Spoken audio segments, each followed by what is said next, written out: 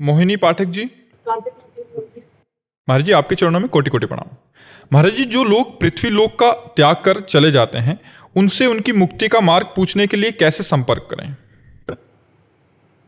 मतलब जो चले गए हैं तो उनसे पूछना है कि उनकी मुक्ति कैसे हो गई, तो हम कैसे बात कर सकते? असंभव। असंभव। नाटकबाजी तो बात अलग है। और शास्त्र के मुताबिक नाटकबाजी तो बात अलग है। शास्त्रीय प्रमाण और शास्त्रीय प्रमाण से कि उसके नाम के लिए आप पिंडदान है, श्रीमद् भागवत है, नाम कीर्तन है, साधु सेवा, ये करो और फिर संकल्प करके उसको दे दो तो उसकी उन्नति हो जाएगी। और ये ऐसा नहीं कि हम फोन से बात करें तुम्हारी मुक्ति हुई कि नहीं। आज तक कोई ऐसा प्रमाण मिला हो तो हमें बताओ। कहीं किसी कथा में, किसी इतिहास में ऐसा प्रमाण मिला हो तो हमें बताओ कि भाई हाँ, जैसे एक दिन कथा में कह रहे थे देवर्षि नारद जी ने बुलाया उस जीवात्मा को, बात कराई तो जीवात्मा ने कहा ये हमारा बाप थोड़ी, सैकड़ों बार मैं इसका बाप बन चुका हूँ, सैकड़ों बार ये पत्नी बन चुका है, ये अपने स्वार्थ के लिए रो रहा है, मैं इस शरीर में अब नहीं आऊंगा, मेरा प्रारब्ध इतना ही था। तो उनका मोह नष्ट हो गया। वो तो दिव्यता की बात बताई, बकाया ऐसा नहीं कि कोई अपने गए हुए से बात कर सके या मिल सके। ऐसा नहीं, अब नहीं है। आप देखो महाराज जी, मरने के बाद दोनों नरक में या स्वर्ग में मिल सकते हैं? नहीं, कोई पहचान नहीं रहती, कोई पहचान नहीं। यहाँ ऐसा नहीं कि आप भी नरक जाएंगे तो आपको पहचानेंगे वो हमारे दादा हैं, ऐसा नहीं आएगा। वो बहुत पुण्यात्मा पुरुष जैसे युधिष्ठिर आदि महापुरुष जो भगवत तेज से संपन्न है, वो बात भले नहीं तो सबको विस्मृति हो जाती है। जैसे अभी देखो, इसी जन्म में अपने लोग गर्भ में रहे, भला एक सेकंड की विस्मृति है कि माता के पेट में हम कैसे रहे तो है ही है ना हम लोग, लेकिन स्मृति है क्या? नहीं है ना। तो ऐसी विस्मृति कराती माँ। अरे हम परसों की बात तुमसे पूछे कि आप दोपहर में क्या खाए, तो आपको सोचना पड़ेगा? नहीं सोचना पड़ेगा, एक बार सोचना पड़ेगा। शाम को आपने क्या खाया? परसों शाम के, अच्छा, फिर वो इतना समय लगेगा। तो 10-20 वर्ष पीछे की बात तो हम बिल्कुल ही भूल जाते हैं, कोई कोई ऐसी याद रहती है। तो हम जब यहां से शरीर छोड़ते हैं तो हमारा शरीर राग यहीं छूट जाता है। अब वहां शरीर परिचय थोड़ी चलता है कि हमारा नाती आ गया, हमारा पोता आ गया, हमारा अमुक आ गया, ऐसा नहीं रहता। वहां सब विस्मृत हो जाता है, अपने अपने कर्मों का भोग रहे। अब इसी पृथ्वी लोक में कहीं ना कहीं तो हम पीछे थे। अब कुछ पता नहीं कि हमारा कौन सा परिवार, कौन सा, कुछ पता नहीं। यही नया जन्म नया, तो ऐसे ही जहां छूटता है तो वहां यातना दे या देव दे और भोग करके पुनः मनुष्य देह में या फिर पशु पक्षी जिस देह में आए, वो ये स्मृति नहीं रहती। ऐसी स्मृति नहीं रहती कि हमारा कौन है, हमारा कौन है। जैसे महाराज जी अगर सपने में कोई दर्शन देते हैं, जा चुके हैं जो, और वो कुछ करने को कहते हैं तो उसको, ये हमारी सब कल्पना होती है। सपने में मन के सिवा कोई नहीं होता। ये मन ही भगवान है, मन ही देवता है, मन ही सब कुछ बन जाता है। एक स्वप्न में मन के सिवा कुछ नहीं होता। हमारी बात सत्य मानना। सारा खेल मन का होता है, वही देवता बन जाता है, वही गुरु बन जाता है, वही संत बन जाता है, वही भगवान बन जाता है। कुछ नहीं। जैसे एक सृष्टि में वासुदेव के सिवा कुछ नहीं है। अब तुम्हें ज्ञान नहीं है इसलिए तुम्हें लगेगा कि कैसे कुछ नहीं है, पापी है, पुण्यात्मा है, स्त्री है, पुरुष है, जड़ है, चैतन्य। ऐसे स्वप्न में एक मन के सिवा कुछ नहीं होता। एक बार राजा जनक ने देखा कि वो बहुत गरीब आदमी हो गए, उनका राज्य छिन गया। अब इतनी भूख लगी कि उन्होंने मांगा तो कुछ चावल और दाल मिली, तो लकड़ी भी नहीं, और मिट्टी के पात्र में वो खिचड़ी बना रहे थे। खिचड़ी बन ही गई थी कि इतने में 2 सांड लड़ते हुए आए और पूरा सब चिथड़ बिथड़ खिचड़ी। अब वो इतने भूख से व्याकुल हुए, अब क्या करेंगे। उसी व्याकुलता में आंख खुली तो देखा महाराज राजा जनक का शयन गृह। तो उन्होंने कहा ये सत्य कि वो सत्य। अब सभा में गए बड़े बड़े ज्ञानी महात्मा, तो प्रश्न करते ये सत्य कि वो सत्य, तो कुछ बतावे तो उत्तर मिले। वो कुछ नहीं बोलते, बस बोले ये सत्य कि वो सत्य। जब कोई उत्तर नहीं दे पाता तो नजर कैद कर लेते कि खाना पीना सब व्यवस्था मिलेगी, जब तक उत्तर नहीं देगा कोई भी विद्वान अपने घर नहीं जाएगा। तो अष्टावक्र जी बालकों के साथ खेल रहे थे एक बार, तो बड़े प्रवीण थे। तो कुछ बालकों ने कहा इतने प्रवीण हो तो तुम्हारे पिता बंदी हैं, राजा जनक के यहां छुटा ला जाके। तो अष्टावक्र जी माता जी के पास गए और बोले आपने तो कहा था कि पिताजी, तो बोलो मेरे पिताजी कहाँ हैं? तो उनका बेटा मैंने इसलिए छुपाया कि अगर तुम्हें बता देंगी तो तुम भी नजर कैद हो जाओगे, तो पति से विमुख हुई, पुत्र से भी। उन्होंने कहा कहाँ है? तो उनका राजा जनक के यहाँ वो ऐसा कोई प्रश्न करते हैं कि विद्वान दे नहीं पाते। महाराज अभी 9 किशोर अवस्था अष्टावक्र की थी, पर 8 जगह से टेढ़े थे। अब 1-2 जगह से टेढ़ा आदमी हो तो चलने में उसके कितने झटके लगते, फिर 8 जगह से टेढ़ा हो। तो जो इस सभा में घुसे सो सब लोग हंस दिए। तो उन्होंने कहा कि ये ज्ञानियों की सभा है, ऐसे ब्रह्म ऋषि की संतान तेजपुर, ये ज्ञानियों की सभा है? हमें तो लगता है कि सब देहाभिमानियों की सभा है। और उन्होंने तो जो शब्द कहे वो थोड़ा, तो राजा जनक ने कहा ब्रह्म ऋषि बालक होकर ऐसी असभ्य वार्ता क्यों करते हो? तो बोले हमें उत्तर दीजिए कि तुम देखकर क्या हंसे? तो बोले आपके शरीर का 8 जगह टेढ़ा होना। तो हड्डी, मांस, त्वचा, यही तो देखा, क्या स्वरूप देखा? चुप।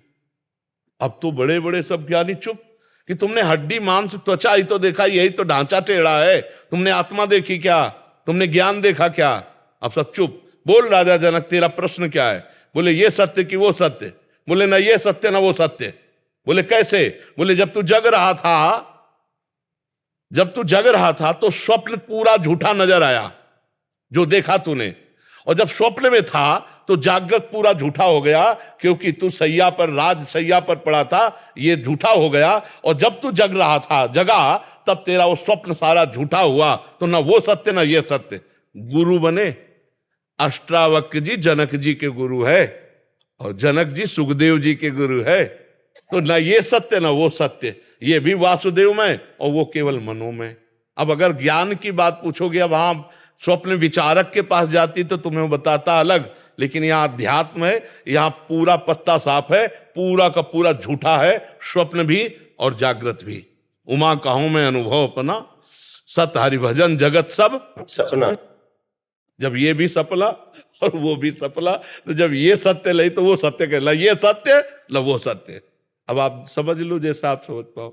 महाराज जी, ये जो 15 दिन के अंदर क्या करना चाहिए जैसे मोक्ष प्राप्ति चलती रहे, 15 दिन में क्या फॉलो करने चाहिए? ये जो पितर के हैं, हाँ, इसमें खूब नाम जप करना चाहिए, और अपने उपरोहित के अनुसार पिंडदान की पद्धति जो होती है वो जरूर करना चाहिए।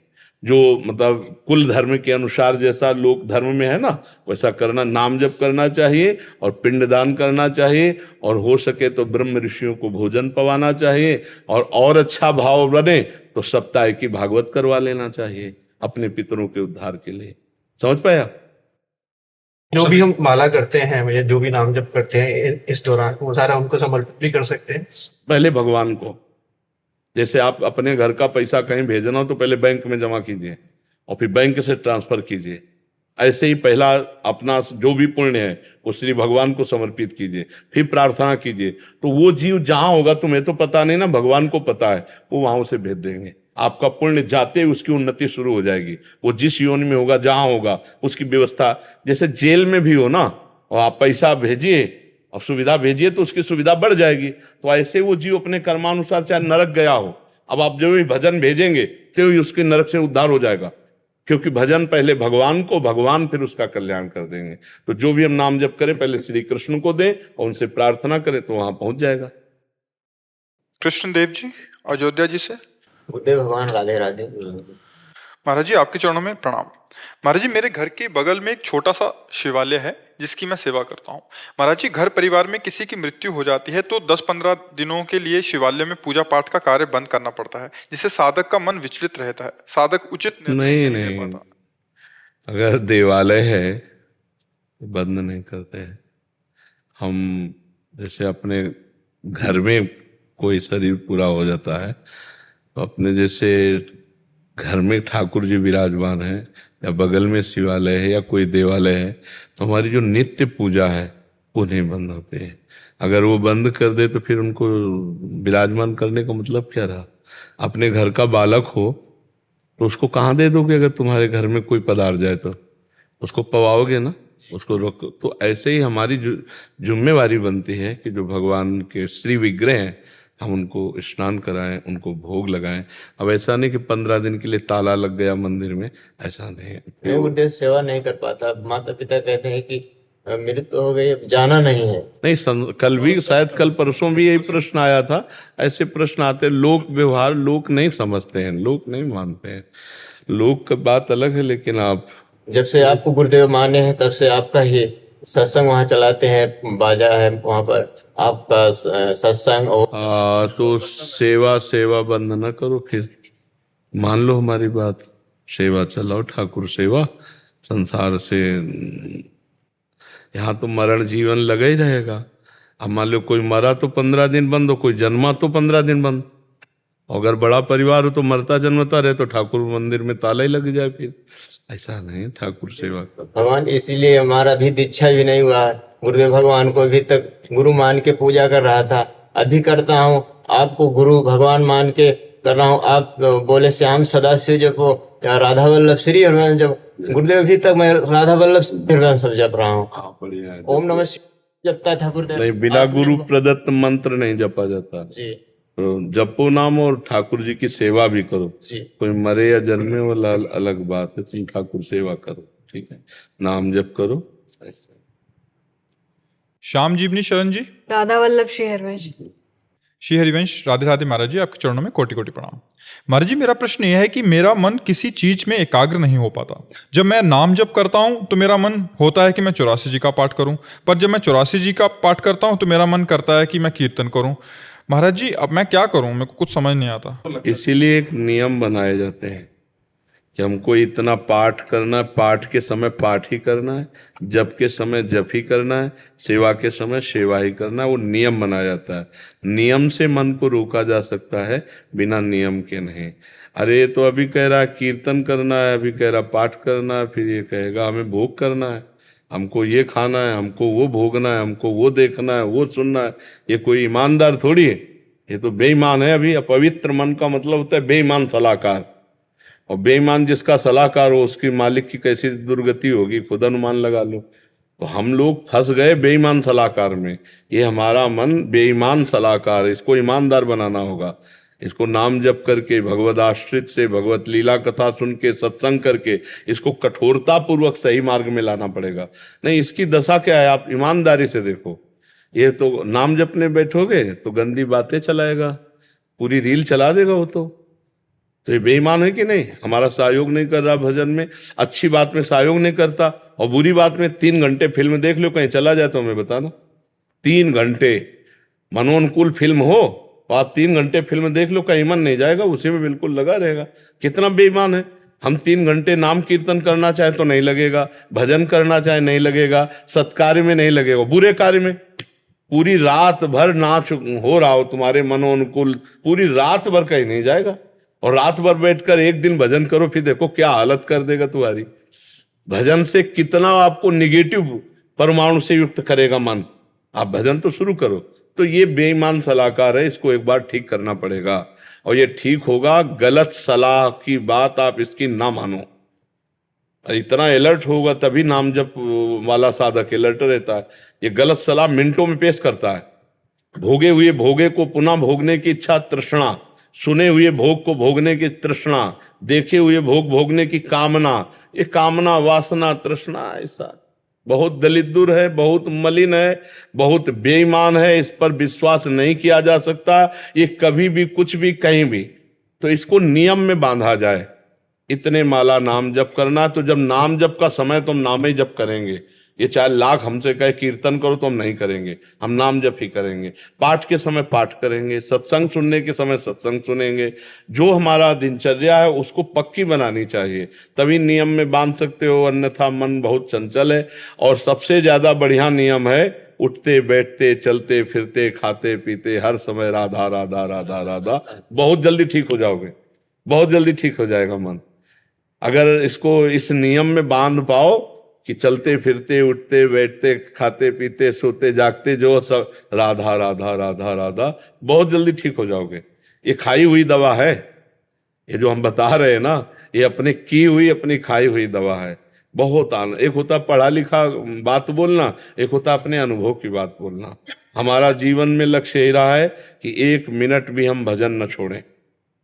उठते बैठते चलते फिरते हर समय नाम का चिंतन, नाम का चिंतन। तो उसी का जो लाभ आप लोग ले रहे हो, वो उसी का लाभ ले रहे हो। तो मन को वश में करना है तो नाम नाम नाम चलाओ, उठते बैठते चलते फिरते। ये पागल मन जहां पवित्र हुआ, देखो इसका सहयोग भी होता है। अगर ये सहयोग ना देता तो आप यहाँ आके नहीं बैठ सकते, और बैठ करके भी लाभ नहीं ले सकते अगर वो सहयोग ना दे, क्योंकि उसी से लाभ मिलता है। अब मन ना लगे ना तो तुम्हारे कान होते हुए भी तुम यहाँ बात नहीं सुन पाओगे, हम निकल जाएगी ऊपर से। और मन लगा के सुनो तो एक एक बात पकड़ के ले जाओगे कि आज की चर्चा में ये बात हुई, ये बात हुई। तो हमें मन का सपोर्ट बहुत आवश्यक है।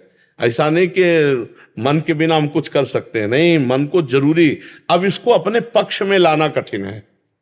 इसके पक्ष में तो सब लगे हुए हैं, मन के गुलाम तो सब हैं। मन को अपना गुलाम बना ले वही महात्मा है, चाहे पैंट शर्ट में हो, चाहे धोती कुर्ता में हो, और चाहे लाल पीले में हो। मन को चेला बना ले वही सच्चा गुरु, मन को जो गुलाम बना ले वही बादशाह। और मन का जो गुलाम है वो उसको घटिया आदमी, कुछ भी करवा सकता है। मन कुछ भी करवा सकता है, बहुत गंदा, बहुत गंदा। जहां सोच भी नहीं जानी चाहिए वहां क्रिया करवा रहा है। ऐसे मन को फिर नरक भोगना पड़ता है। तब फितरा इमाम बोलता है, मन की सलाह को आप पहले जांचिए, जो सलाह ठीक है उसमें दस्तखत कर दीजिए, जो गलत है उसको लाख प्रकार से धिक्कारिए। ऐसा नहीं हो सकता। और नाम जप कीजिए, अभी मन आ जाएगा धीरे धीरे आपके कब्जे में। हम लोगों को जन्म जन्म से मन ने अपने गुलामी में रखा है, जो चाहा है वो करवा लिया है। अब आज हम थोड़ा सत्संग में सावधान हो रहे हैं तो अब वो हमको, जैसे नहीं दुश्मन के अधीन रहे हो, फिर दुश्मन को पता चले कि हमको अधीन करना चाहता तो पूरी ताकत लगा देगा। तो जो ही भजन में बैठो सो गंदी बात ये वो सब फेंकेगा, दुनिया की बातें उसी समय फेंकेगा। तो उस बेईमान की बात को जांच करो, जो सही हो तो टिक लगा दो, हाँ मान गए। गलत है नहीं, बिल्कुल नहीं मानेंगे। राधा राधा राधा राधा, वो फिर पेश करेगा, नहीं मानेंगे। 1000 बार पेश करे, नहीं मानना, जीत जाओगे आप। और वो जलाएगा, और उस जलन को सह गए तो आप महान हो जाओगे। यम ही न व्यथ्यन्ते पुरुषम पुरुषर्षव सम दुखा सुखाधीरम स्वमृतत्वाय कल्पते। जो मन के द्वारा दी हुई व्यथा को, जलन को सह जाता है, हारता नहीं, वो अमृत पद का अधिकारी होता है। वैसे ही इतना बलवान है कि ऐसा मत देता है कि पागल बना के करवा ही लेता है जो चाहता है। पर जो नाम जापक है वही बच सकता है, दूसरा नहीं। जो भजन करने वाला है वो इस व्यथा को सह जाता है और मन की गंदी आज्ञा पर वो ना लगा देता है, नहीं, स्वीकृति नहीं देता है। तो आप मन को थोड़ा सा शासन में लीजिए, और वो जो तरंगायमान हो रहा है उसको थोड़ा सा दबाना पड़ेगा। मन की तरंग मार ले, बस हो गया भजन। ये जो तरंगे फेंक रहा है ना, इसे शांत करना ही भजन है। अब हम नाम जप में लगे, अगर वो कह रहा पाठ करना, नहीं, 11 माला गुरु मंत्र के जपने के बाद अब हम पाठ कर रहे हो, कह रहा नाम कीर्तन का, नहीं, 12 पद चतुरासी जी के पढ़ने के बाद एक नियम बना लो तो उसको धीरे धीरे बस में कर सकते हैं। मैं वाराणसी से आया हूँ महाराज जी, वाराणसी से आया हूँ। ललिता घाट पर रहता हूँ महाराज। महाराज जी थे हमारे, भारती जी महाराज जी, गुरु महाराज जी थे। 109 वर्ष में शरीर शांत हुआ अभी 4 महीना पहले। महाराज जी उनका सेवा करता था। अहो भाग्य, जो संत गुरुजनों की सेवा का सौभाग्य, अहो भाग्य। उसी से देहाभिमान नष्ट होता है। बड़े बड़े साधन पद्धति करने पर भी देहाभिमान गलित नहीं होता, पर गुरुजनों की सेवा से देहाभिमान गलित हो जाता है। इसीलिए उपनिषद तत्व का दर्शन करने के लिए गुरुजनों की सेवा अनिवार्य है। ये न तो प्रवचन से प्राप्त होता है, न प्रवचन सुनने से प्राप्त होता है, न बहुत बुद्धिमान को प्राप्त होता है। आत्मस्वरूप गुरुदेव जिस पर कृपा कर दे, मोक्ष मूलम गुरु कृपा, उसी को प्राप्त होता है। बड़े भाग्यशाली हैं जिनको गुरुजनों की सेवा में अनुराग है। करना पड़ता है, एक होता है ऐसा, और एक होता है कि हमारा जीवन है, गुरुजनों की सेवा ही हमारा जीवन है। तो एक बार आद्य गुरु भगवान शंकराचार्य जी की श्रीअंग सेवा में, क्या त्रोटकाचार्य जी सेवा में रहते थे। तो एक दिन किसी श्लोक की व्याख्या करने के लिए प्रार्थना की आद्य गुरु शंकराचार्य जी से। तो उन्होंने कहा कि त्रोटका जी को आ जाने। तो कहा उनके सामने क्या सुनाना, क्योंकि वो हर समय देश सेवा में रहते थे आद्य गुरु के। तो उनका कि वो तो कभी स्वाध्याय नहीं करते, कभी कोई श्लोक का अर्थ बैठ के नहीं सुनते, और शरीर सेवा में ही। तो उनका गुरु सेवा को तुम लघु समझते हो? आए तो उन्हीं से कह दिया व्याख्या करो। तो जो मूकम करोति वाचालम पंगुम लंघयते गिरिम, उसी श्लोक की व्याख्या वो ऐसे सबको आश्चर्यचकित हो। जो गुरु की लंगोटी धोता है, जो गुरु की चरण सेवा में रहता है, वो उसके लिए कुछ दुर्लभ नहीं। पर ये बहुत सौभाग्यशाली जन होते हैं जो दैन्य भाव से गुरु सेवा में अपने आप को समर्पित कर दे, तो बोध भी हो जाएगा और भगवत प्रेम भी हो जाएगा। गुरु साक्षात परब्रह्म है, बस परब्रह्म भावना से उनकी सेवा बन जाए तो सेवा से ही बड़ा दुर्लभ ज्ञान प्राप्त होता है। जो काम क्रोध पर विजय प्राप्त करना है बहुत कठिन है, नहीं, देह भाव को छोड़ पाना बहुत कठिन है, पर गुरु कृपा से सब सहज सरल हो जाता है। पूज्यपाद उड़िया बाबा जी महाराज बड़े महापुरुष हुए, उनका बहुत प्रयास करने पर भी जब विकारों पर विजय प्राप्त नहीं हुई, तब गुरु कृपा ही एक आश्रय मिला जिससे निर्विकार स्थिति जागृत हो गई। जो गुरु सेवक है वो निर्विकार हो जाए, यदि वो सुसुख वांछा का त्याग कर सके। गुरुपद पंकज सेवा तीसरी भक्ति अमान्य। तो बहुत सुंदर है, गुरु सेवा ही सब कुछ है। अंबर गुप्ता जी जबलपुर से। राधा वल्लभ श्री हरिवंश महाराज जी आपके चरणों में कोटि कोटि प्रणाम। गुरुदेव, गीता में श्री कृष्ण ने अर्जुन के सारे सवालों के जवाब दिए, परंतु अंत में अर्जुन ने जब श्री कृष्ण से बोला कि मेरे प्रश्नों की सीमाओं से भी परे जो है वो अपनी इच्छाओं से आप हमें बताएं, तब श्री कृष्ण जी ने बोला कि मेरा अंतिम उपदेश केवल इतना ही है कि मैंने अभी तक तुम्हें जो भी ज्ञान, कर्म अथवा योग आदि की शिक्षा दी है वे सब भूल जाओ और सब पूजा की विधियों को, सभी साधनाओं को और समस्त धर्म को भुलाकर केवल मेरी शरण में आ जाओ। नहीं, ऐसा तो नहीं कहा कि सब भूल जाओ, ऐसा नहीं कहा है। भगवान ने आखिरी बात यह कि सर्वधर्मान परित्यज्य मामेकम शरणम व्रज, क्योंकि सब धर्मों के पालन से ही हरि आश्रय प्राप्त होता है।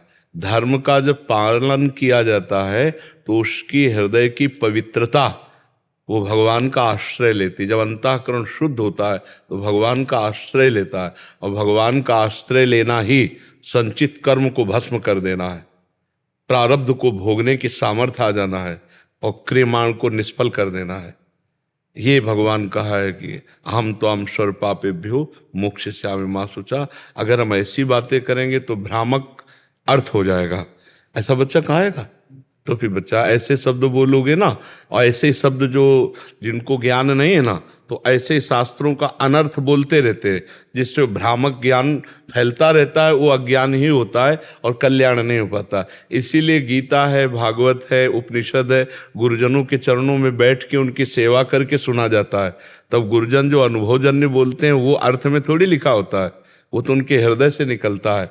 गीता का शब्दार्थ अलग है, भावार्थ अलग है, और रहस्यार्थ अलग है, उसको गुरुजन बताते हैं। इसीलिए हमारे यहाँ बड़े सिद्ध महापुरुष में भगवत रसिक जी, उनका प्रथम सुने भागवत भक्त मुख भगवत बाणी, भगवत बाणी गीता और श्रीमद् भागवताद, ये किसी ऋषि से सुने, महात्मा से सुने, भक्त से सुने, तब उसका अनुभव होता है। जैसे आप बोल गए ना, तो ये बहुत गलत इसका प्रभाव पड़ जाता, तो ऐसे नहीं बोला जाता।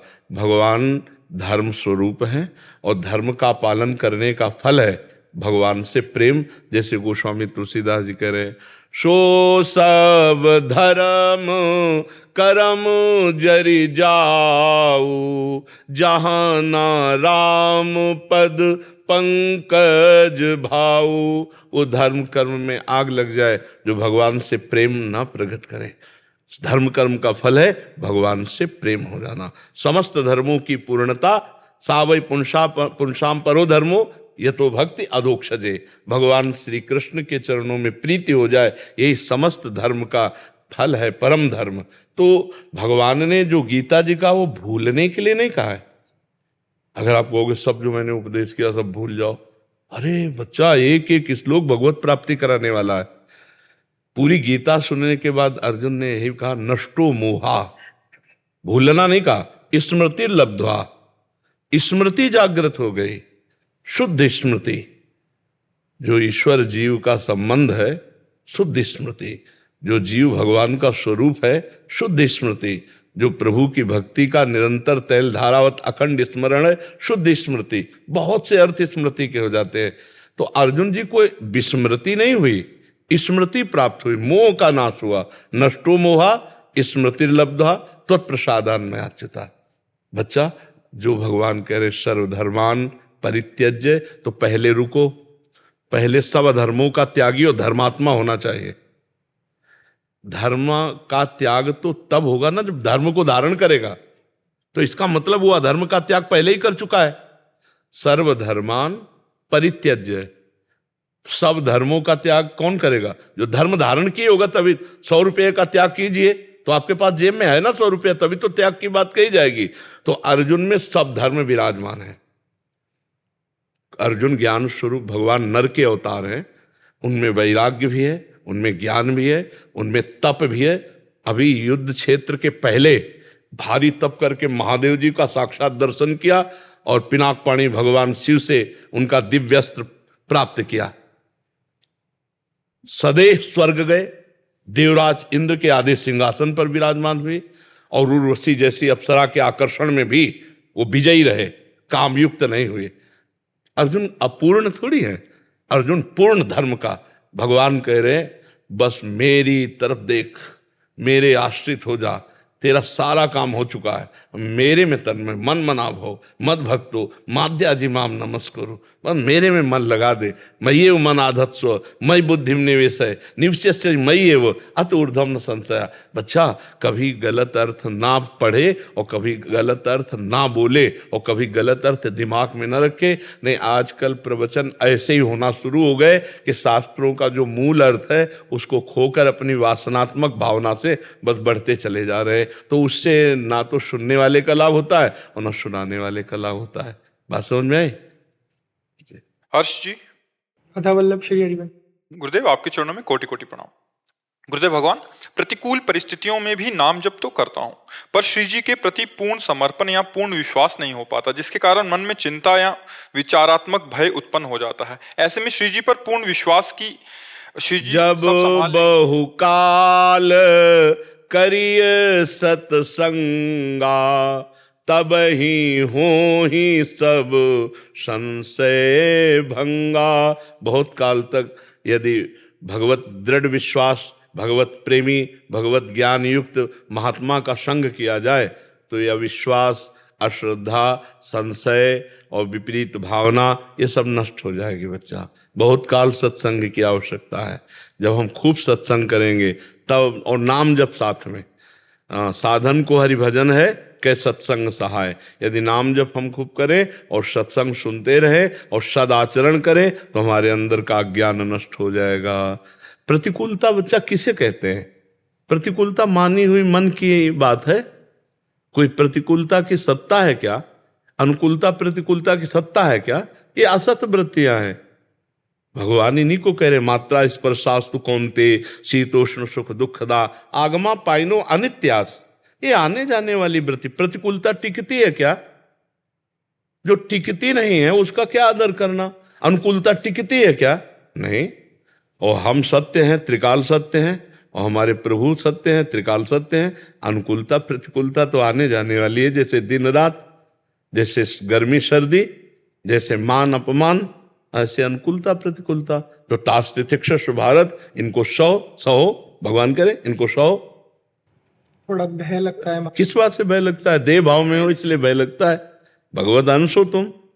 नैनम छिन्नन्ते शस्त्राणि नैनम धाति पावका न चैनम क्लेदेन्त्यापो न शोष्यति मारुता। अरे उठ, भगवान का बच्चा है तो कह रहा भयभीत हो रहे। अरे उठ, ऐसे निर्भय बन, कोई तुम्हें परास्त नहीं। इसका नाश होगा। परम सत्य है ये, इसको नहीं बचा सकता कोई। जब भगवान अवतार लेते हैं तो चिदानंद में देह तुम्हारी, फिर भी अंतर्धान लीला करते हैं ना, तो ये मरेगा। जब ये मरेगा तो 100 बार तो नहीं मरना, एक बार मरना है। उस दिन के लिए हम क्या चिंता करें? हम ये चिंता करते हैं कि हमारी मृत्यु व्यर्थ न जाए। अब हमारी ये मृत्यु आखिरी होनी चाहिए शरीर की। डरना क्या है? मृत्यु एक स्वप्न है। एक स्वप्न से दूसरे स्वप्न में स्वप्नांतर समझो। ये कोई सत्य विषय थोड़ी है। मृत्यु भी एक स्वप्नांतर है, कुछ नहीं मरता। पंचभूत पंचभूतों में मिल जाते हैं। अविनाशी जीवात्मा देहाभिमानी होने के कारण सूक्ष्म शरीर को साथ लेकर स्वभाव के साथ आगे विचरण करता है, दूसरा शरीर धारण करता है। कुछ मरा नहीं, कुछ मरा नहीं। हमें बताओ क्या मर गया? जल तत्व जल में, अग्नि तत्व अग्नि में, वायु वायु तत्व, पृथ्वी पृथ्वी तत्व, आकाश आकाश तत्व, और जीवात्मा ये सूक्ष्म शरीर को लेकर अंतःकरण सहित स्वभाव वो आगे चला अपने कर्मों का भोग भोगने के लिए। कुछ नहीं मरता। भाई यही ज्ञान हो जाए तो जीव अभी जीवन मुक्त हो जाए, क्योंकि जीवन मुक्त है। जीवन मुक्त अवस्था किसी साधना से नहीं प्राप्त होती। विचार के द्वारा जो बंधन नहीं है उसे स्वीकार कर लिया, और अभी जो बंधन हमें है उसे स्वीकार कर लिया, इसलिए फंस गए। देह के संबंधी इंद्रियों के भोगराग और देह संबंधी रिश्ते नाते, यही बंधन, इनको स्वीकार कर लिया। अस्वीकार कर दो तो अभी मुक्त हो। पर यह स्वीकृति बहुत पवित्र हृदय में होती है। इसीलिए जो साधन चतुष्टय है वो बताया गया है कि साधक साधन चतुष्टय से युक्त हो, तब उसके अंदर है सामुमुक्षता जागृत होगी तो शुद्ध ज्ञान होने लगेगा, वो भी महात्माओं के संग से। जो वास्तविक भगवत मार्ग के अनुयायी हैं, भगवत मार्ग में चल रहे हैं या तो भगवत प्राप्त हैं, उन्हीं के संग से काम बनेगा। हाँ, साधारण धर्मों का उपदेश करना और फिर उससे अपनी वासनाओं की पूर्ति करना वो एक अलग उपदेश है। लेकिन ये जो जैसे आप कह रहे हैं, तो भगवत प्राप्ति के मार्ग में चलने के लिए विशुद्ध भगवत मार्ग का पथिक मिले, भगवत प्रेमी महात्मा मिले, ये भगवान की कृपा से मिलता है। जब द्रवहि दीन दयालु राघो तो साधु संगति पाइए। जब रघुनाथ जी कृपा करते हैं तो अपने निज जनों का संग दे देते हैं। तभी तो कहा गया तात स्वर्ग अपवर्ग सुख धरी तुलाए कंग तुलनताय सकल मिल जो सुख लव सत्संग। मतलब मोक्ष सुख को भी सत्संग के आगे फीका रखा गया। तो है कुछ सत्संग में ऐसा जो मोक्ष प्रदान करने वाले भगवान शिव भी हंस रूप धारण करके काकभुषुंडी जी के यहाँ कथा सुन ले जाते हैं। भगवान विविध रूप धारण करके ब्रज लीला में देखो, राम लीला में देखो, वो रसास्वादन करते हैं। तो इसलिए हमें लगता है कि सत्संग किया जाए और नाम जप किया जाए, अपने आचरण पवित्र रखे जाए, तो कोई प्रश्न नहीं करना पड़ेगा, अपने आप सब समाधान हो जाएगा। और खूब प्रश्न उत्तर हो, आचरण गलत हो, भगवत चिंतन ना हो, तो वो केवल प्रश्न ही प्रश्न। अच्छा, प्रश्न का बच्चा अंत है क्या? क्यों ऐसा? फिर क्यों? भगवान ने क्यों ऐसा किया? भाई क्यों का तो समाधान नहीं है। अगर आपका दिमाग प्रश्न ही वाचक है तो हर बात में प्रश्न ही वाचक लगता जाएगा, तो समाधान उसका नहीं। और वास्तविक समाधान पाना है तो अनन्यस चिंतयन्तो माम, भगवान ने पूरा समाधान दे दिया। अनन्यस चिंतयन्तो माम ये जनाः परिपासते तेषाम नित्याभियुक्तानाम योगक्षेमम हम। योग कहते हैं जो प्राप्त है और हमें और प्राप्त करना है, तो उसको प्राप्त कराना, अप्राप्ति की प्राप्ति कराना योग, और जो हमें प्राप्त है और उसकी रक्षा करना क्षेम। जो हमें प्राप्त है, जितना ज्ञान प्राप्त है उसकी रक्षा करना क्षेम, और जितना प्राप्त है और अभी और प्राप्त करना है वो प्राप्त कराना भगवान की जिम्मेवारी। मतलब आप तो केवल अनन्यस चिंतयन्तो माम, भगवान आपकी शरण में हूँ, आपके सिवा हमारा कोई नहीं, आप ही हमारे गुरु हो, आप ही हमारे माता हो, आप हमारे पिता हो, और खूब नाम जप करो, देखो ज्ञान प्रकाशित हो जाएगा। पढ़ा लिखा ज्ञान बच्चा एक अलग होता है और एक हृदय का जो ज्ञान होता है एक अलग होता है। ठीक है? हाँ। ब्रिजेश प्रभाकर जी, राधा वल्लभ श्री हरिवंश, परम पूज्य संत भगवान, आपके चरणों में सादर प्रणाम। गुरुदेव, सत्कर्म और भक्ति में श्रेष्ठ क्या है? गृहस्थ में जीवन व्यतीत करते हुए परिवार व समाज में सत्कर्म करते हुए यदि भक्ति उपासना अधिक ना हो। किसका है सत्कर्म? किसे कहते हैं? सत्कर्म माने सही आचरण करते हुए निजी और सामाजिक जीवन में जीवन गुरु जी। नहीं, सत्य किसे कहते हैं? सत्य मतलब सत्य। सत्य कौन है? सत्य परमेश्वर। परमेश्वर मतलब जो परमेश्वर की भावना से युक्त होकर कर्म किया जाता है उसे सत्कर्म कहते हैं, और जो शरीर और इंद्रियों और मन के अनुसार किया जाता है उसे असत्कर्म कहते हैं। कहीं ऐसा तो नहीं कि आप केवल अपने परिवार का पोषण, अपनी इंद्रियों का पोषण को ही सत्कर्म मान रहे हैं? गुरुदेव भगवान, जैसे मन कर्म वचन, तो मन में तो कई बार हो सकता है कि गलत भाव आ जाए, लेकिन कर्म और वचन से हमेशा सत्य करने की कोशिश कर रहा हूँ और करता रहूंगा। तो मन से अगर कोई अपराध बनता है, अगर मन, उसका तो कोई चिंता मत करो। कलयुग का एक प्रताप है कि मानसिक पाप नहीं लगता। कलिकर एक पुनीत प्रतापा, मानस पुण्य होए और नहीं पापा। गोस्वामी तुलसीदास जी ने भी लिखा है। और कलयुग में मानसिक अगर गलत चिंतन हो तो उसका दंड नहीं मिलता। हाँ, पर शारीरिक और वाणी से ये हमें सावधान रहना है और हर कर्म भगवान को समर्पित करना है और भगवान का नाम जप करना है। ये करना ही है, अनिवार्य ही है, तभी आपका सत्कर्म माना जाएगा। अर्जुन को युद्ध करने के साथ कह रहे माम स्मर, तभी वो सत्कर्म होगा। जो धर्मयुक्त युद्ध है उसमें विपक्ष को पराजय दिखाना, नाम जप करते हुए युद्ध करने के लिए कहा माम निस्मर युद्ध च। अगर भजन नहीं करते हो तो हम उसे सत्कर्म नहीं मानते हैं। अगर उसे भगवत भावना से युक्त नहीं करते हो तो हम उसे सत्कर्म नहीं मानते हैं। सत्य भगवान का स्वरूप है। हर कार्य भगवान के भावना में करना, भगवान नाम जप करना, भगवान को समर्पित करना, इसे सत्कर्म कहते हैं। और यही सत्कर्म भक्ति है, यही सत्कर्म भक्ति है। भक्ति का स्वरूप हम लोगों ने मान रखा है कि अगरबत्ती जलाना, पूजा करना, ऐसा करना ही केवल भक्ति। भक्ति का एक अंग है, संपूर्ण भक्ति का अंग है। जैसे आपने कहा मैं मन और वचन और कर्म से भगवान को समर्पित हूं। मन में अगर कोई असत वासना आती है तो हम उसे क्रिया में नहीं आने देते हैं। ये एक अच्छे साधक का वचन है। पर वो कर किसके लिए रहा है? उद्देश्य क्या है उसका? भगवान को प्रसन्न करना, भगवान को प्राप्त करना, तभी सत्कर्म माना जाएगा। अगर वो भगवत भाव से युक्त नहीं है, भगवान नाम जप नहीं करता है, तो ऐसे कर्म करते हुए वो शुभ कर्म वाला स्वर्ग आदि लोग जाएगा, लेकिन भगवान को नहीं प्राप्त हो जाएगा। शुभ अशुभ दो ही तो कर्म होते हैं। तो वो जिसे सत्कर्म कह रहा है वो शुभ कर्म बन जाएगा, और जिसे शुभ कर्म समझा जा रहा है यदि वो भगवान को अर्पित कर दिया गया और भगवत भाव से युक्त है तो सत्कर्म बन जाएगा। सत्कर्म से भगवत प्राप्ति होती है। शुभ कर्म से यहां से ब्रह्मलोक तक जाना होगा, लेकिन फिर आना होगा। आप ब्रह्म भुवनान लोका पुनरावर्तिनो अर्जुन, यहां से लेके ब्रह्मलोक तक हम पुण्य के प्रभाव से सत्कर्म जिसे आप कह रहे हैं, अगर वो भगवत भाव युक्त नहीं है तो आप ब्रह्मलोक तक जा सकते हैं, लेकिन भगवत प्राप्ति नहीं हो सकती। और एक छोटा सा भी कर्म है और वो भगवत समर्पित है, वो भगवत प्राप्ति कराने में समर्थ हो जाएगा। तो भगवान नाम जप करते हुए भगवत भाव से अगर हम अपने परिवार को भगवान की देन मान करके, नाथ सकल संपदा तुम्हारी मैं सेवक समेत सुतनारी, ये हम प्रायः हर एकांतिक में कहते हैं कि गृहस्थी में ये भाव आना जरूरी है कि हे प्रभु, ये पत्नी, ये पुत्र, ये परिवार आपका दिया हुआ है, मैं इन सब के सहित आपका सेवक हूँ। मैं जो कार्य कर रहा हूँ आपकी सेवा के निमित्त से कर रहा हूँ। अगर पत्नी, पुत्र, परिवार को पढ़ाना लिखाना, उनकी कामनाओं की पूर्ति करना, उनको पहनाना, उड़ाना, खवाना, जितने भी कार्य नाथ ही मैं आपकी आज्ञा मान करके कर रहा हूँ। आपने मुझे 4 लोगों का कर्तव्य दिया, परिवार का पालन पोषण, अब वो भगवत भाव से युक्त है और नाम जप कर रहा है, अब उसका हर कार्य सत्कर्म हो जाएगा, नहीं शुभ कर्म होगा और लोक लोकांतर की प्राप्ति होगी। हमारी बात समझे? इसीलिए हमने पहले आपसे पूछा कि सत्य किसे कहते हैं, बोले सत्य परमात्मा को कहते हैं।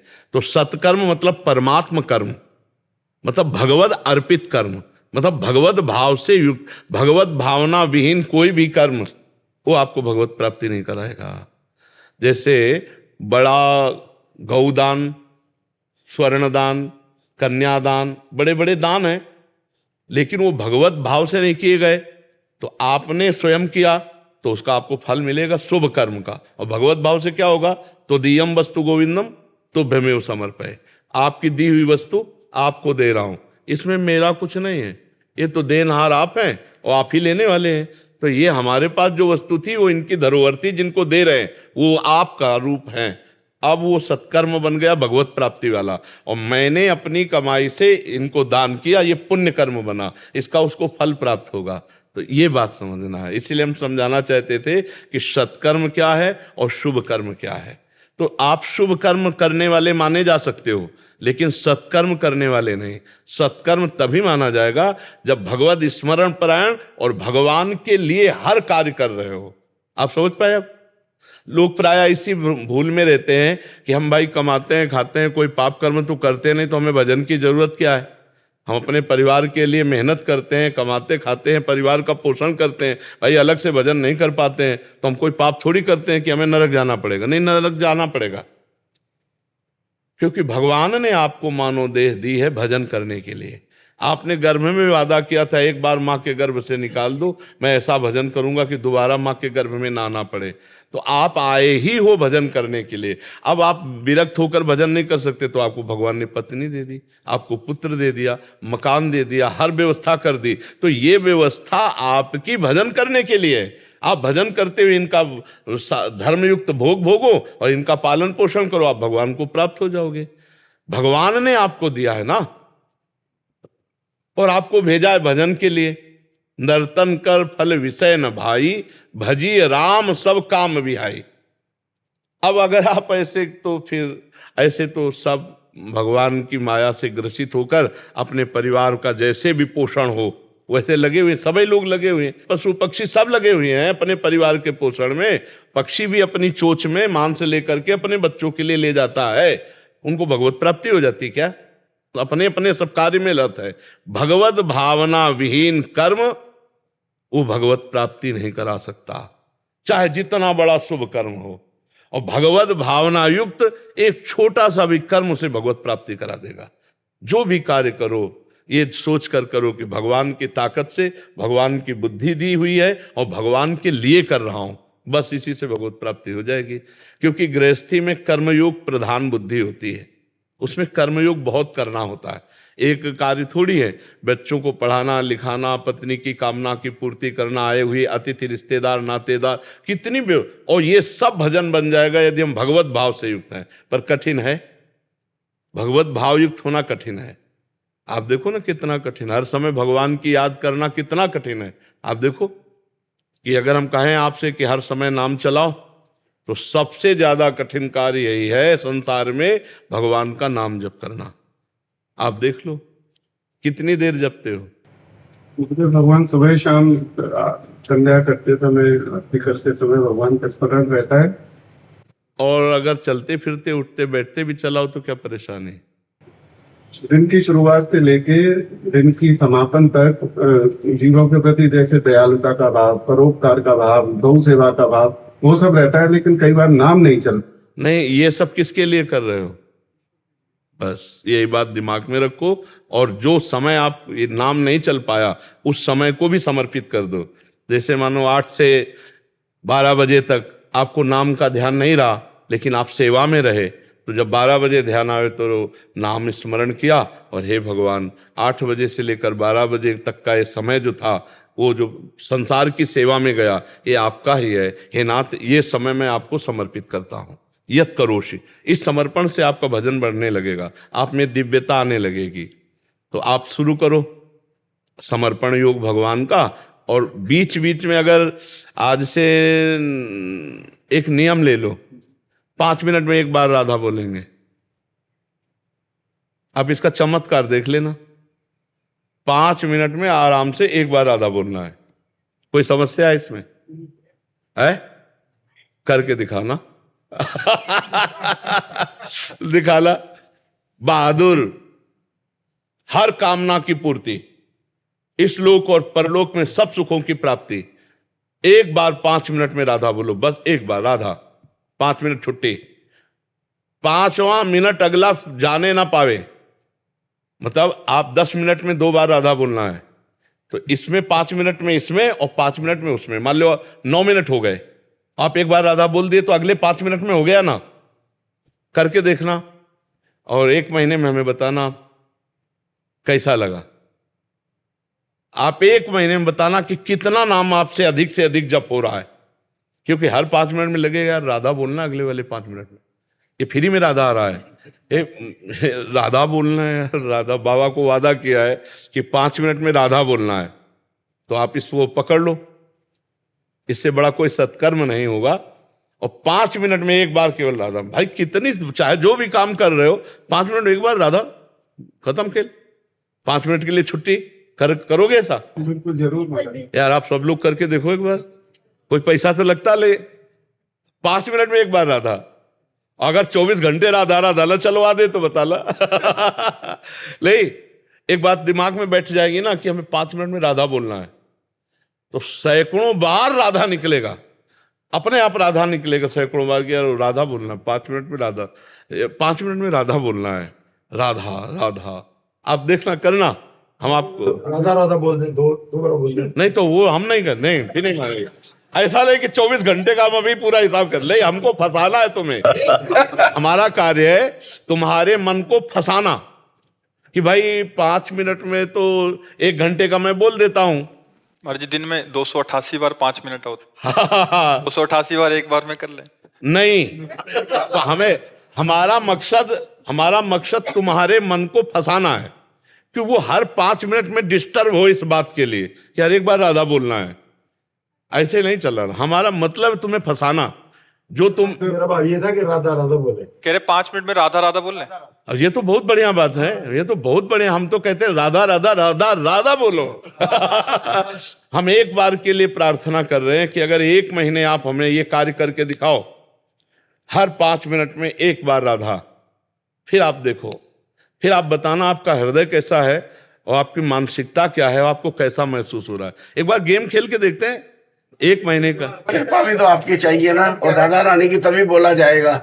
नहीं, अगर कृपा ना होती तो आप हमारे पास आते नहीं। अच्छा, हम आपको बोलते नहीं, ये कृपा ही तो महारानी जी की। अगर आप मान लो तो आप देख लेना। संतों का जो चमत्कार है, संतों का जो पावर है, उनकी आज्ञा पर होता है, ध्यान रखना, उनके वचनों पर होता है। अगर उनके वचनों की अवहेलना कर दे तो फिर हाथ रखवा लो चाहे पैर छू लो, कुछ उससे लाभ नहीं मिलता। और उनकी वाणी का पालन कर लो तो आपको भगवत प्राप्ति, जो दुर्लभ बात है, वो प्राप्त हो जाएगी। अभी तक क्या हो रहा था गुरुदेव भगवान कि जैसे सुबह से शाम तक ना किसी को दुखी को अगर हंसा दिया, उसका कोई काम कर दिया निजी जीवन में या सामाजिक जीवन में, नौकरी के दौरान, तो हमें संतोष का भाव आ जाता था। लेकिन फिर भी अपूर्णता, अब जैसे आपके प्रवचन सुनते हैं तो अपूर्णता लगती है कि नहीं अभी कुछ कमी है। जी, तो आज जो सत्संग आपसे हुआ, अगर इसका मनन करोगे, इसे फिर सुनना 1-2 बार, तो आपको विशेष प्रकाश मिलेगा। हम जैसे किसी दुखी को देख करके करते हैं तो वो ज्यादा लाभदायक नहीं है। हम अपने भगवान को देख कर करते हैं, और भगवान तो है ही सब में। अगर भगवान ना हो तो कोई बोल ही नहीं पाएगा, कोई चल ही नहीं पाएगा, चेतना ही नहीं होगी। तो हम पहले देखें कि भगवान इस दुखी के रूप में मेरे से सेवा लेने आए। अब ये महान कार्य हो गया, वही कार्य महान हो गया, और वो कार्य थोड़ा सा एक पुण्य हुआ। जैसे किसी को हमने थोड़ा सहयोग किया कि बड़ा बेचारा गरीब आदमी दुखी था, सर्दी में कांप रहा था, हमने एक शॉल दे दिया, तो 1 शॉल का पुण्य मिलेगा। और आपने ये देखा कि वो भगवान इस रूप में आकर मेरे से सेवा ले रहे हो, और 1 शॉल उड़ा दी। अब ये अनंत भगवान की अनंत सेवा बन गई। इसीलिए कहते हैं एक छोटी सी सेवा भगवत प्राप्ति करा दे। गौ में देखा भगवान विराजमान, चारा डाल दिया, भगवान इस रूप से सेवा ले रहे हैं।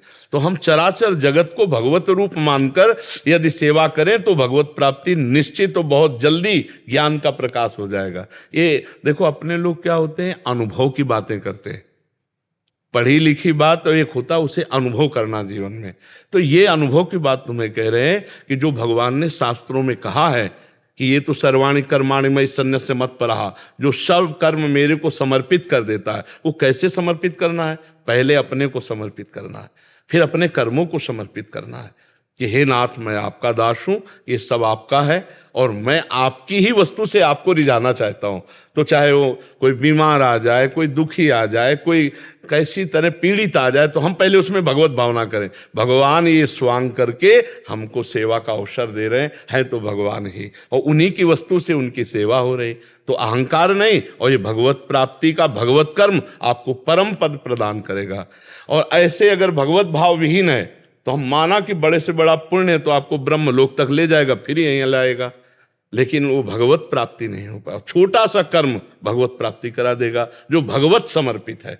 भगवान तो कह रहे पत्र पुष्प फल फूल कुछ भी भाव से यदि दे दो तो हम उसे स्वीकार कर लेते हैं, और एक पत्र पुष्प भगवान को दिया हुआ वो भगवत प्राप्ति कराने में समर्थ है। एक पत्र पुष्प, ये है भगवान के लिए किया हुआ कर्म का महान फल। और ऐसे तो देखो, महाराज एक नृग हुए हैं, भागवत में कथा सुनी होगी, करोड़ों अरबों गौएं दान की, सोना चांदी से लाद करके, और क्या क्या सब जीवन भर, और एक अपराध बन गया तो गिरगिट बने जाके, गिरगिट रूप में, गिरदान के रूप में। और जिंदगी भर वैश्यागमन किया अजामिल ने, वो अंतिम समय बेटे के बहाने निकल गया नारायण, तो भगवान की प्राप्ति हो गई। इसीलिए नाम जप करो और सब कर्म भगवान को समर्पित करो। और आज एक नियम दिया है, 5 मिनट में एक बार राधा राधा। आपने 2 बार कहा कि अगर राधा राधा बोले तो बहुत बढ़िया बात है, हम एक बार कह रहे हैं कि तुम्हारा एक बार मन खिंचे हर 5 मिनट में राधा राधा, फिर आप देख लेना सबके लिए ना महाराज जी। अरे भाई, हम तो कह रहे हैं कि यहाँ तो 30-40 लोग बैठे हैं, इसको कई लोग सुनते हैं, तो हम सबसे हाथ जोड़कर प्रार्थना कर रहे हैं, जिन जिन के कान में शब्द पड़े, यदि वो श्रद्धा रखते हैं इस बात में, तो हर 5 मिनट में एक बार राधा नाम। और ऐसी कृपा भी करे गुरु महाराज कि आपका चिंतन कभी भूले नहीं। हाँ, ये श्री जी की कृपा है, लाडली जी की कृपा। महाराज जी जागने में हो जाएगा, सोते वक्त कैसे होगा फिर ये 5 मिनट का? बस तुम्हारी जागने तक की ड्यूटी है। होश में हो तब ड्यूटी है। अब आप सो गए या मूर्छित हो गए, फिर उसके ऊपर तो अधिकार है नहीं। होश में आने, होश में 5 मिनट में, ठीक है ना। सोने तक आप देख लेना, आपका सोना भी भजन हो जाएगा। जैसे आप सो रहे हो तो सोना भजन कैसे होता है, भगवान का एकदम एकाग्र चिंतन करते हुए कि जैसे मानो मैं मृत्यु में जा रहा हूं, अब पता नहीं जगें कि न जगें, तो हे भगवान आपकी शरण में है, राधा राधा राधा राधा राधा, और कब सो गए पता नहीं, और जब जगे तब फिर राधा राधा। तो जितना सो गए वो निद्रा समाधि स्थिति, वो आपका भजन ही माना जाएगा, ये भी भजन माना जाएगा। तभी कहा जाता है कि महात्मा लोग तो 24 घंटे भजन करते हैं। तो 24 घंटे का मतलब क्या होता है, वो हर समय भगवान को समर्पित रहते हैं। तो नहीं भी चल रहा है तो भी समर्पित है। जैसे हम माँ का कभी ध्यान नहीं करते, माँ का जप नहीं करते, अम्मा अपनी, लेकिन वो मेरी माँ है, कभी भूलते भी नहीं। जैसे इस शरीर का हम कभी ध्यान नहीं करते, कभी जप नहीं करते, लेकिन ये मैं वो भूलते भी नहीं ना। ऐसे जो एक भजन का तार ऐसे होता है, जैसे दिल धड़क रहा है, हम कोई धड़का रहे हैं क्या, ऐसे ही नाम चल रहा है, निरंतर अभ्यास हुआ ना, तो ऐसे नाम दिल की तरह जैसे धड़कन होती ना, राधा राधा, अब वो चल रहा है। हम आपसे बातचीत भी कर रहे हैं, हमारे दिमाग में छाया हुआ है राधा राधा, हमारे हृदय में। अब हम वो कह नहीं पा रहे राधा, लेकिन हमारे चल रहा है राधा राधा राधा राधा। अभ्यास योग युक्तेन चेतसा नान्यगामिनी। चलो तो बड़ा आनंद का विषय। अच्छा, इसमें घाटा कोई है नहीं, कोई पैसा नहीं है, फ्री एकदम। और आप इतना तो जानते हैं कि भगवान का नाम भाव को भाव न खालसहु, नाम जपत मंगल दिशि दशो, तुम्हारा मंगल परम मंगल होगा, इसमें बिल्कुल संशय नहीं है। आप जप के देखो, आज तक जिसने जपा है कभी किसी का मंगल नहीं हुआ। अच्छा, इसमें कुछ लगना नहीं है ना भाई, गेम खेलने में कोई कुछ पैसा लगना हो, ये हो जाए कि भाई अगर हम फेल हो गए तो इतना पैसा मारा जाएगा, इसमें पैसा नहीं। और इस गेम में आनंद ही आनंद है। हाँ, जीत ही जीत है, आनंद ही आनंद है, इसलिए खूब नाम जप करो। इतना ध्यान करते हैं राधा रानी का, फिर इस शरीर को तकलीफ क्यों है? राधा रानी का ध्यान आज कर रहे हैं, और रचा गया था शरीर आज के 55-56 वर्ष पहले। तो जब रचा गया था तो पूर्व के पाप और पुण्य मिला के रख दिए गए थे। ये पॉलिसिस्ट किडनी है, जो माँ के गर्भ से ही इसका सृजन होता है। ये वंशानुगत रोग होते हैं ना, जैसे, तो वंशानुगत रोग हमारे जो ये किडनी है, ये ऐसा नहीं कि कोई इन्फेक्शन से बिगड़ी हो, ये वंशानुगत रोग है, पॉलिसिस्ट, जेनेटिक रोग। हाँ, वो माता या पिता के परिवार के अंश से आता है। तो अब देखो, ऐसी माता के गर्भ से जन्मे जिसको ये रोग था, वही रोग हमारे आया। अब हम भजन कर रहे हैं, लेकिन निर्णय तो पहले हो चुका था ना, इस शरीर को ये कष्ट मिलेगा, इस शरीर को कष्ट मिलेगा। अब भजन का फल देखो कि दोनों किडनी फेल हैं, हर तरह की परेशानी है, लेकिन हर परेशानी में एक आनंद है। हाँ, बस ये केवल उनकी कृपा से, ये हमारे श्री जी के चरणों का आश्रय लेने का फल है कि ऐसी स्थिति में भी हम आपसे बातचीत कर रहे हैं, ऐसी स्थिति में हम बैठकर दिनचर्या कर रहे हैं। और ये इस शरीर के पूर्व पाप का फल है कि जो भोगना पड़ रहा है। जैसे भीष्म जी अखंड बाल ब्रह्मचारी, पर 6 महीना बाणों की सैया में, रामकृष्ण परमहंस जी ब्रह्मबोध संपन्न महापुरुष, पर कैंसर गले का था ना, ये शरीर को भोगना पड़ता है। हम लोग विचलित तो हो जाते हैं ना जी। हाँ, महान पुरुष, महान आत्मा, पर उसमें विचलित इसलिए नहीं होना कि भगवान का यही विधान होता है। भगवान का, अब जैसे हमारा आखिरी जन्म है, अपने को पता चल जाता है, तो अब जो भी हमारा हिसाब किताब वो सब बराबर कर दिया जाएगा। हम ये कह रहे हैं, वो लीला भी आ रही है क्योंकि अब जाना है और पूरा हिसाब बराबर होना है। तो कहो गलने लगे, कहीं से कीड़ा पड़ जाए, कहो और परेशानियां हो जाए, परेशानियां बढ़ जाएं, पर अब ये परेशानियों का अंत है। जन्म जन्मांतर की परेशानियों का अब अंत है। अच्छा, जैसे हम कह देते हैं कि अब हमारा आखिरी जन्म है, तो जब भोजन में पेट भर जाता है तो दूसरे से प्रमाण थोड़ी लिया जाता है। ऐसे हमारी छाती कहती है कि अब तुम्हारा काम हो गया तो अब हमको परेशानी नहीं है। अच्छा, काम ना हुआ, मान लो हमको यहाँ से 100 किलोमीटर जाना, हमारी गाड़ी बीच रास्ते में फेल हो जाए तो हाहाकार मच जाएगा कि नहीं। अच्छा, घर पहुंच गए और फिर पता चला गाड़ी जो है ब्लास्ट हो गई, अब क्या परेशानी। हम अपने घर आ चुके, हमारा काम हो चुका है, अब ये शरीर चाहे सड़ जाए तो मुझे कोई फर्क नहीं पड़ता। एक जैसे इन्होंने प्रश्न किया, एक प्रश्न ये भी उठ सकता है कि आप प्रभु को, राधा रानी को कह नहीं सकते कि आपका शरीर ठीक कर। नहीं, हम क्यों कहें, हमारा काम हो चुका है। उनको काम कराना है तो आप देख रहे हो 18 साल से किडनी फेल हो, हम उपदेश कर रहे हैं।